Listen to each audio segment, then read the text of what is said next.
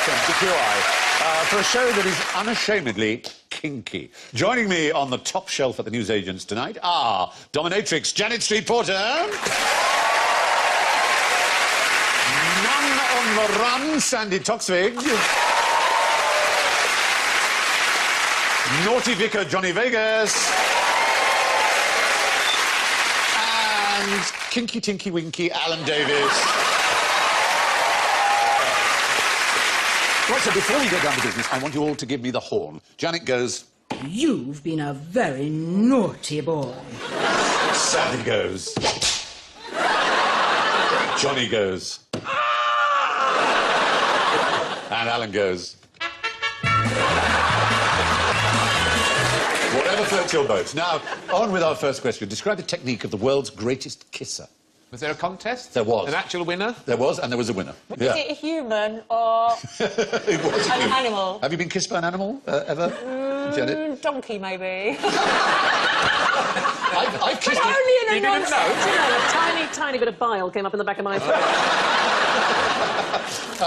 This was a competition, and as you might imagine, if cliché were piled upon cliché, which nationality would win? Scandinavia. The Scandinavians? The Italians? No, The French? Les Français, Oh, oui. yes, it's the It was the I Français. think it's the Scottish.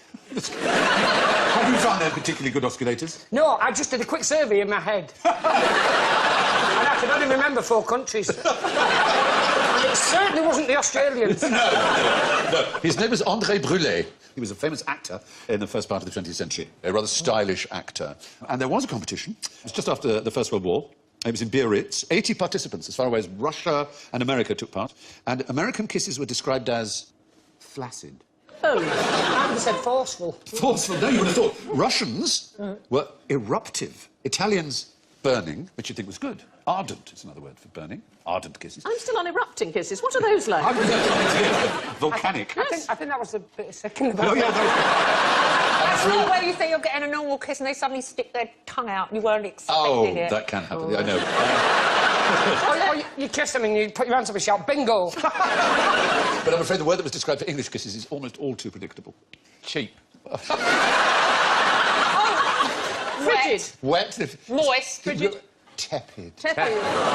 Oh, wonderful. How disappointed in our nation we are. Spanish were vampirish or vampirish, however you would say it, vampire-like. But the winner, who, although he was a Frenchman, French kisses were described as chaste. Which is Really, most French unsurprising. kissing is... French kissing itself is far from chaste. It's cataclysm. It's cataclysmic, Yes. exactly. No, the actual word for it is cataclysm. Oh, is that what they call it? It's called, yes, and it's something pigeons do, bizarrely. Who knew? When you see 2 pigeons billing and cooing, Cooing? yes, they're actually sticking their tongue down each other's, yeah, and it's... Not swapping pigeon milk. No, so it's much better to say to somebody if they don't know what it is. If you want a French kiss, do you mind if we do a bit of cataclysm? And they're bound to say yes because they've no idea what it You is. may be thinking of cataglottism, which is the Cataglottism, tongue with yes. the glot. Cataclysm is a disaster. No, which I think wouldn't want. you misheard me. It's my Danish accent. Oh, I see. Right. Can I ask Sandy a question about the pigeons? Yes. Yeah. Do they have sex through their mouths? No. Oh, how do they have sex, just by the way? The normal way. In the normal way. Normal way, yes. Is this news to you? I know you've been married a few times, but you don't have children, do you? No, I don't have children, but I've never had sex with a pigeon either. I just... Can I just Call say... yourself a Londoner. The pleasure of Janet questioning 2 homosexuals on this subject is... See you doing the extra show. They're doing it! No, they're feeding. Do you have any familiarity with anything kinky, though? Yeah, I once had a boyfriend who said he wanted me to tie him up and be a dominatrix, and he booked a suite in a hotel and ordered a load of drinks, and just as the butler brought the drinks, he got out a dildo and a pair of handcuffs, so I had to sit on both sex toys at the same time. Oh, my God. Anyway. Sit on the handcuffs. I sat on everything. I didn't want me to be associated with all this hardware. Oh, to sit on them to hide them? Yes.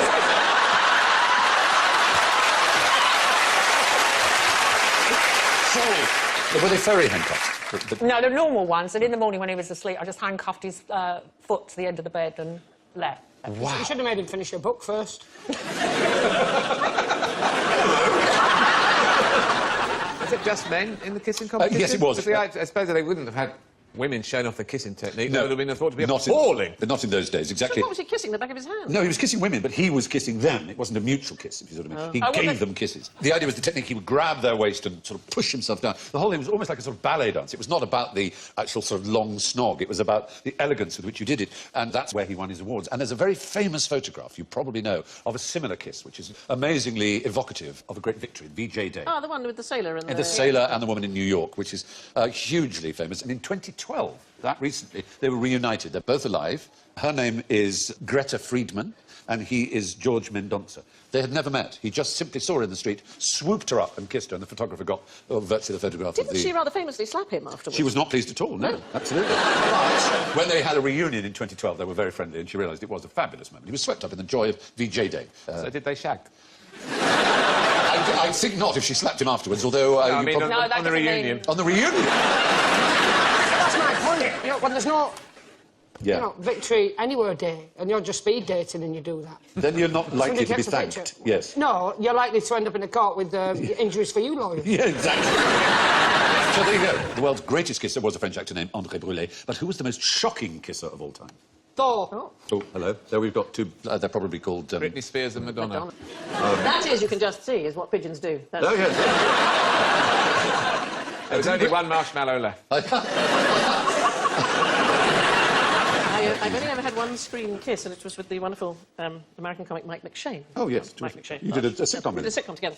And he knew I was very nervous about the kiss, because I didn't want it to be comic, I wanted it to be real. There's always that worry when you're doing a comedy. And he knew this, and so I was very anxious. And the very first time, he leant down, and he kissed me and passed me an anchovy with his tongue. I was less nervous after that. Yeah, I had a film where I had to kiss Jude Law and Ewan Griffith. It was awful. And nude. Oh, God. Misery. But anyway, shocking kisses. That's, I suppose, shocked some people because it's lesbiotic, but... Lesbiotic? I must go home and give the good news. So are we talking about a screen kiss, or are we No, talking... I'm talking about the word shocking. Thank you, Alan. Is it something electrical to do? Yes, the Venus Electrificata. It's one of those things. Whenever you invent a new technology, people experiment with it in extraordinary ways. And of course, electricity. When the power to generate electricity first arrived, people tried all kinds of exciting things with it. And one of them was to suspend a woman such that she was not earthed, and then get men who were earthed to kiss her. And you can see he's winding round there in order to create an electric current. And you kiss them and you get a tingling feeling. Well, we used to, when I was a kid, I grew up in the United States, we used to have electric shock parties. Because you had very cheap... put your tongue on the batteries? No, you had sort of cheap nylon carpet, and they'd turn the lights out, and everybody would stand and rub their feet on the carpet like this, and then they'd go, now, and you'd all kiss, and there'd be a little spark. Yes, we used to do that at prep school. We had an area which we cut off for the ponies to graze, where we did the electric fence. You'd grab the electric fence, and the shot would go through like a wave through the whole line of us. It was kind of rather fun. There was also Stephen Gray and his amazing orphan boy, who he hung down and put a current through him, and the current attracted various objects. And this became so popular, he actually made a kit. You had to provide your own boy, but otherwise you had the kit with various glass rods and things like that the electricity would pick up. But as with all new inventions of any kind, people are going to try... Electric cock. Yes. And it was discovered of ultraviolet light. Johann Ritter decided he would try... In the early days, there was what was known as a voltaic pile, i.e. a battery, and he basically tried it on his groin. And he described it. His organ began in a state of medium swelling, what we call a semi, I guess. He wrapped it in a piece of cloth, I hope you're taking notes at home, moistened with lukewarm milk. That's lukewarm. Try it, put your elbow in it, and if it doesn't burn, and it's not cold, like with a baby's bath, OK, you're following, you're taking notes, I'm doing it slow enough, then delicately you touch the wire from the positive pole to the cloth, and with the other hand, you close the circuit. A shock jolted him, followed by a pleasant tingling. The swelling continued. Warmth spread from his groin, and then, finally, consummation. You're sitting in your house and the lights start flickering and you know he's at it next door with a milk cloth. Yes. I mean, I'm sorry. Channel 5's gone off, it'll be him next door with a milk cloth.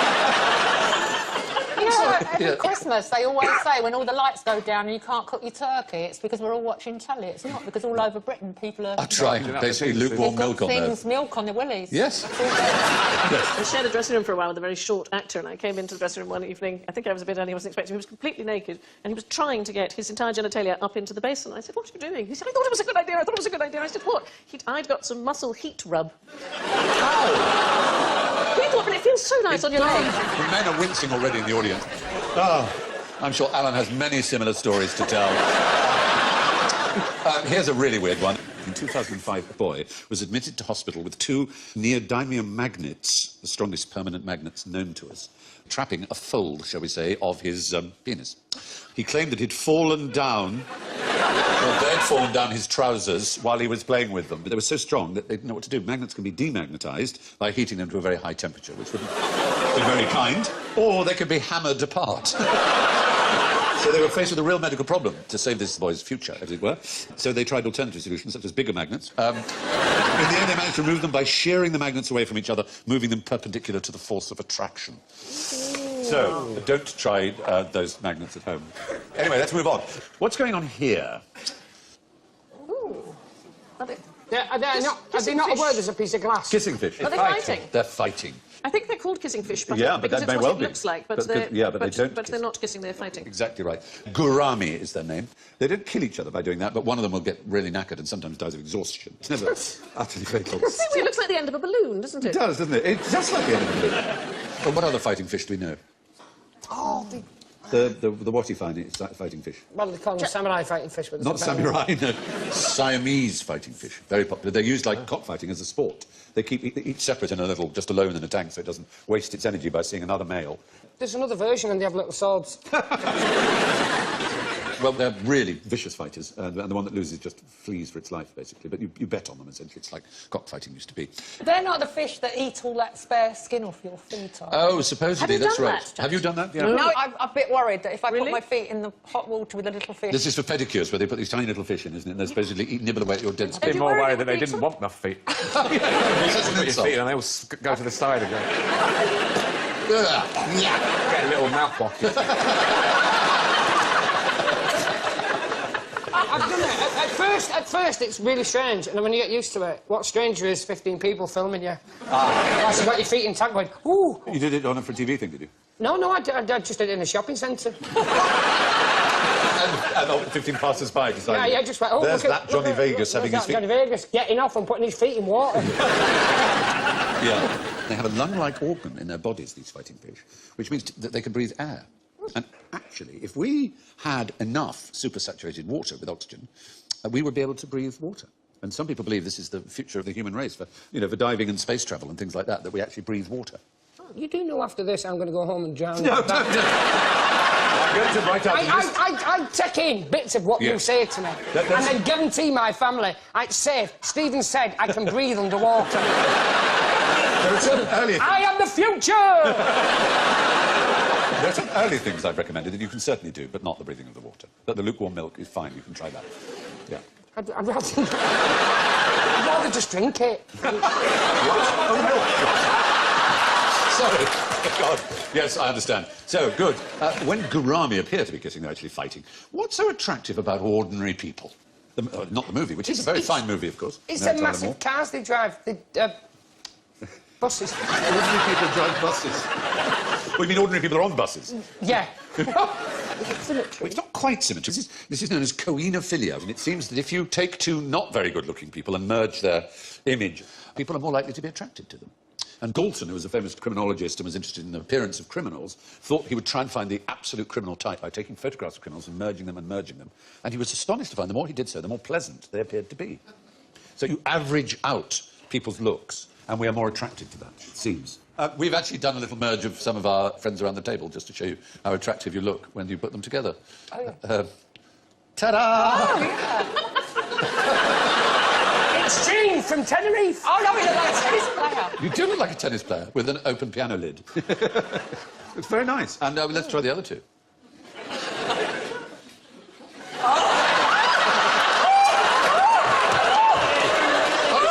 Serial killer. Let's not have children.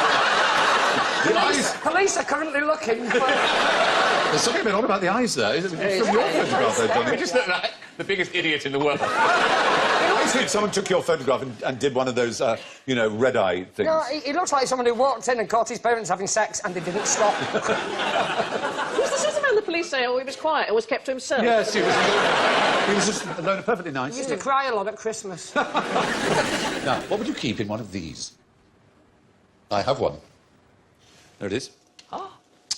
Is it a penis. Is it Yeah, a bit- penis is the right answer, Alan. It usually is the right answer. Is it from the... Is it hollow? Is it an African? It's hollow, obviously, otherwise you'd have trouble keeping it in. Is it from Africa? It's not from Africa, no. Where's it from? It's from Papua New Guinea. It's what anteaters were when they're going to rob a post office.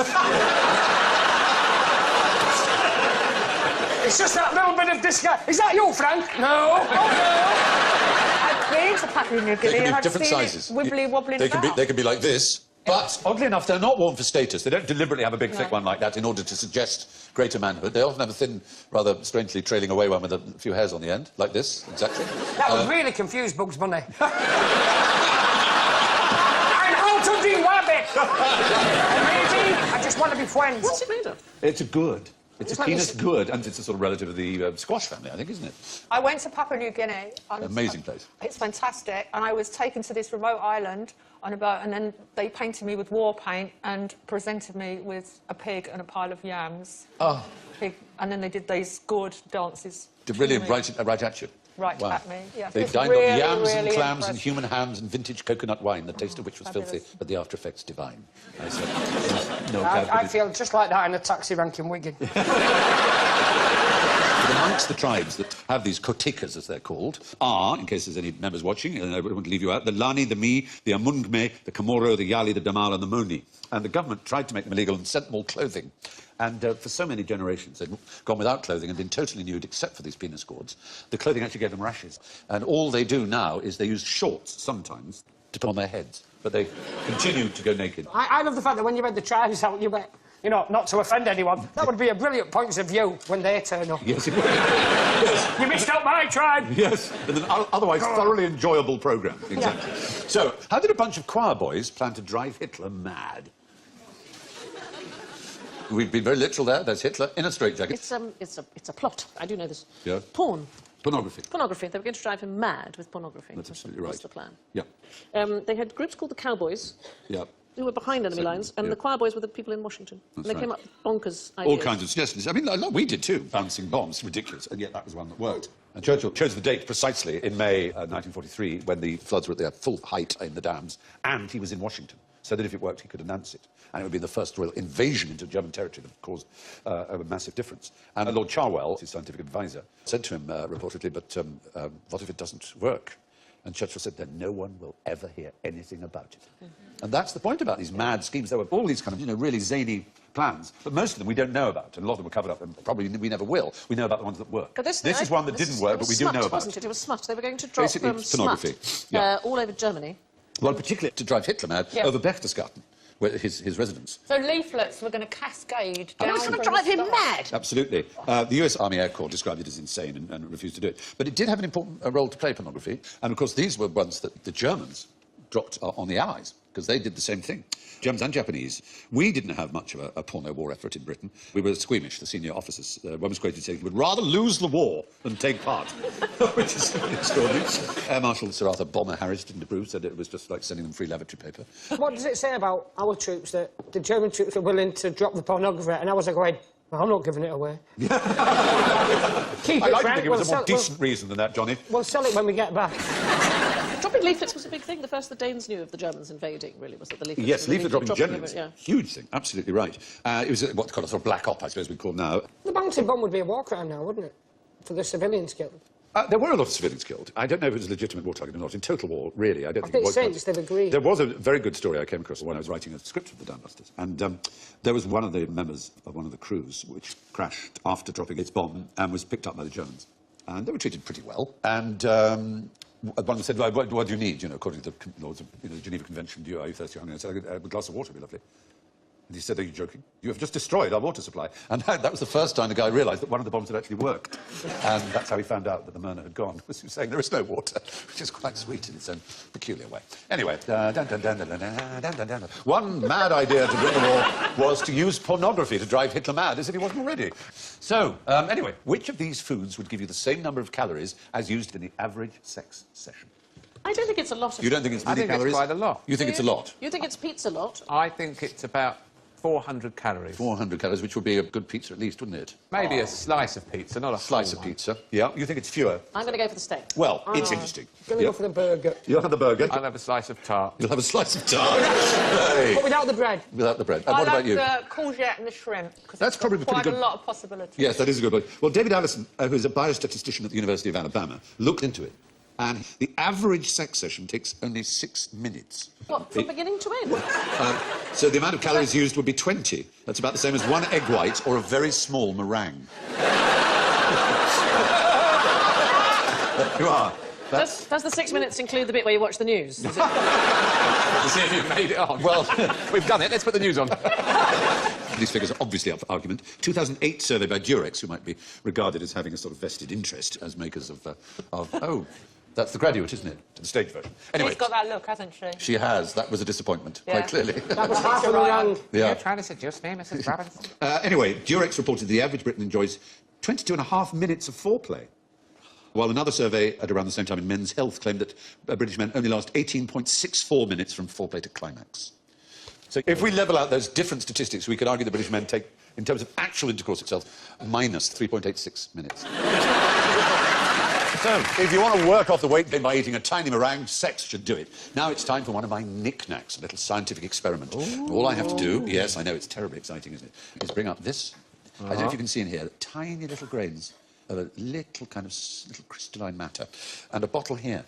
Salt and vinegar. Oh, it looks like salt and vinegar. Bizarrely, that is what is used for flavouring salt and vinegar, sodium acetate. It's got caustic soda and vinegar, which is what makes sodium acetate, and it's then dissolved slowly in water. It's very unstable. If I shook it, it would instantly crystallise, so I've got to be very careful about this. But if you add it to crystals, it also crystallises, and I hope to make a dildo for you. Oh, good. A dildo just out of this liquid. I'm going to stand up to do it if the camera allows me to, because it needs a steady hand, and I need to keep rising as I'm slowly pouring. It's a bit like making mayonnaise, you know, very slowly adding the... It's nothing oil. like making mayonnaise. No, you very slowly... You're making a phallus. You very... No, in terms of the making, but This in terms could of the ruin pouring. Mother's Day for some people. Slowly pour it. Can you see there's a tiny bit of crystal in there? It's a really very, very small amount. Yeah, yeah. OK, here we are. I've got a steady, slow stream. Let's just hope it works.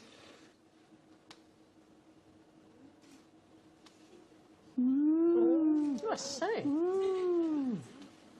It's a snowman dildo. We're walking in the... We're going to land for just a while. Snowman needs his private time. Get off me back. It's not very easy to do, be very accurate. I've got to keep doing higher, otherwise it'll touch itself, and then it will blow back into the bottle. Well, there you go. How's that?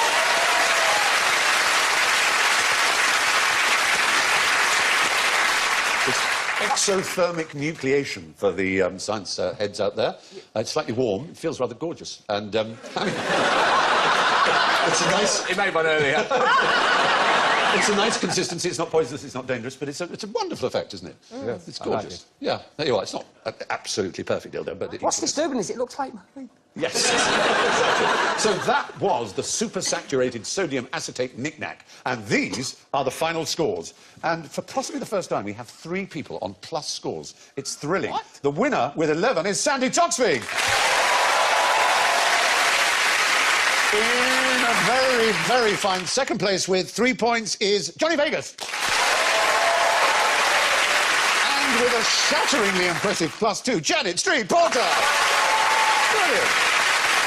And the only one plunging into sub-zero conditions, I'm afraid, is Alan Davis with -15.